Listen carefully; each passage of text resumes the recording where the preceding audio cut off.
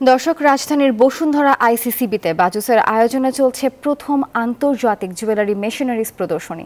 মেলার থেকে যোগ দিচ্ছেন সহকর্মী মারুফা রহমান। মারুফা, মেলায় দর্শনার্থীদের ভিড় কেমন দেখছেন জানাবেন।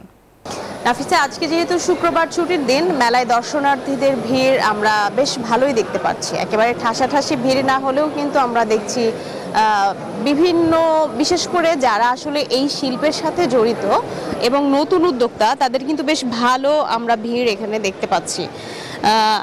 বিভিন্ন প্রান্ত থেকে দেশের কিন্তু যারা জুয়েলারি শিল্পের সাথে জড়িত তারা এখানে আপনি দেখতে পাচ্ছেন যে এই যন্ত্রগুলো কিভাবে কাজ করে সেগুলো খুব আগ্রহ সহকারে তারা দেখছে। এবং আয়োজকরা যেটি বলেছেন যে দেশে নতুন জুয়েলারি কারখানা স্থাপন এবং পুরাতন যে কারখানাগুলো আছে সেগুলোতে আধুনিক প্রযুক্তির সংযোজন এবং রফতানিমুখী খাত হিসেবে গড়ে তোলার লক্ষ্যে কিন্তু এই 3 দিন ব্যাপী প্রথম আন্তর্জাতিক জুয়েলারি মেশিনারিজ প্রদর্শনীটি চলছে।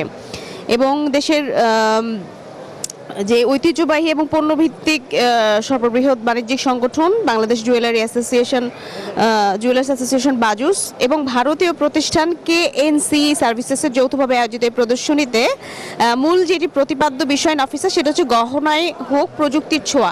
তো এই যে সারা বিশ্বের যে নতুন নতুন প্রযুক্তি, সেগুলো নিয়েই কিন্তু ভারত সহ বিশ্বের বিভিন্ন প্রান্ত থেকে ইতালি, ফ্রান্স সহ বেশ কয়েকটি দেশ থেকে কিন্তু এখানে উদ্যোক্তারা অংশ নিয়েছেন এবং তারা তাদের যেই আধুনিক প্রযুক্তি সেটি কিন্তু এখানকার যারা জুয়েলারি শিল্পের সাথে জড়িত তাদের সঙ্গে তাদের একটি পরিচিতি ঘটছে। তো মোটামুটি বেশ ভালো ভিড় এবং মানুষের আনাগোনা কিন্তু আছে।